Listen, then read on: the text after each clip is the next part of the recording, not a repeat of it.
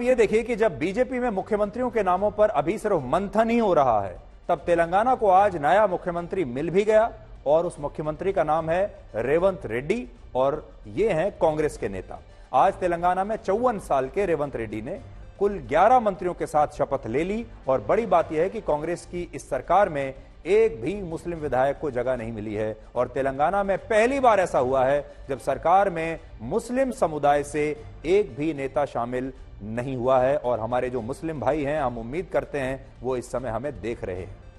इसके अलावा कांग्रेस ने तेलंगाना के बड़े नेता भट्टी विक्रमार्क मल्लू को सरकार में उप मुख्यमंत्री की जिम्मेदारी दे दी है, जिन्हें बहुत सारे लोग करोड़पति किसान भी कहते हैं क्योंकि उनके पास 8 करोड़ रुपए से भी ज्यादा की संपत्ति है और वो किसान कहते हैं अपने आप को। आज जब तेलंगाना में रेवंत रेड्डी की सरकार का शपथ ग्रहण समारोह चल रहा था, तब इस समारोह में सोनिया गांधी, राहुल गांधी, प्रियंका गांधी वाड्रा और कांग्रेस के अध्यक्ष मल्लिकार्जुन खड़गे स्वयं मौजूद थे। लेकिन विपक्ष के इंडिया गठबंधन से कोई भी बड़ा नेता आज इस जलसे में शामिल होने के लिए नहीं पहुंचा,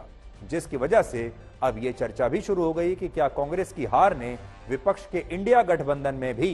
कोई दरार डाल दी है।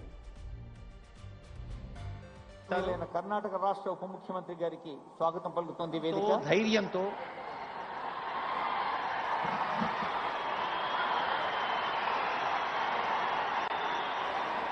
అభినందనలు అందిస్తూ వస్తున్న తల్లి సోనియా గాంధీని చూస్తూ ఉన్నాం। వేదికపై కొద్దిసేపట్లోనే వెంచే ధైర్యంతో ప్రణాళికతో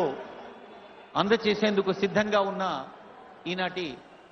ఎప్పుడు ప్రయత్నం చేస్తారని నిరూపిస్తూ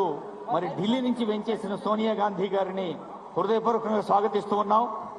తెలంగాణ రాష్ట్రాన్ని తెలంగాణ ప్రజలకు అందించేందుకు 6 దశాబ్దాల ఆరాటం, ఆవేదన, ఆర్ద్రత, దాదాపు దశాబ్దన్నర ఉద్యమం తెలంగాణ ప్రజాస్వామ్యబద్ధంగా ప్రజలందరికీ అభివృద్ధి సంక్షేమ ఫలాలు అందించేందుకు తెలంగాణ ప్రజాస్వామ్యబద్ధంగా ప్రజలందరికీ అభివృద్ధి సంక్షేమ ఫలాలు అందించేందుకు యనమల రేవంత్ రెడ్డి అనే నేను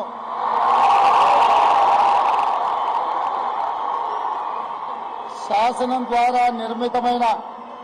భారత రాజ్యాంగం పట్ల నిజమైన విశ్వాసం। 54 वर्ष के रेवंत रेड्डी का पूरा नाम अनुमुला रेवंत रेड्डी है और उन्होंने अपनी राजनीति की शुरुआत बीजेपी के छात्र संगठन एबीवीपी से की थी। यानी ये जो नेता हैं ये बीजेपी से इंपोर्टेड नेता हैं, इंपोर्ट किए गए हैं, यानी बीजेपी की विचारधारा से प्रभावित होकर ये राजनीति में आए थे। लेकिन अब वो कांग्रेस की सरकार में मुख्यमंत्री हैं और इससे आप ये समझ सकते हैं कि एक जमाना ऐसा था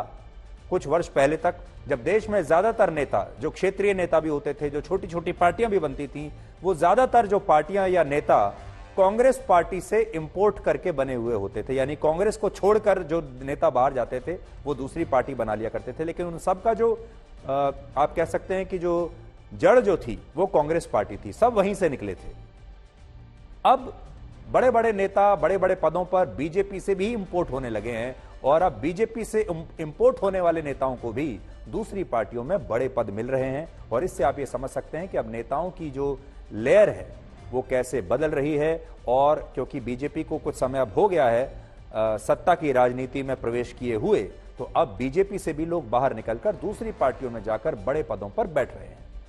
पहले राजनीति में गैर कांग्रेसी दल के ज्यादातर नेता कांग्रेस से निकले हुए होते थे, लेकिन अब बीजेपी की विचारधारा से निकले नेता भी दूसरी पार्टियों में बड़े नेता साबित हो रहे हैं, बड़े पदों पर बैठ रहे हैं।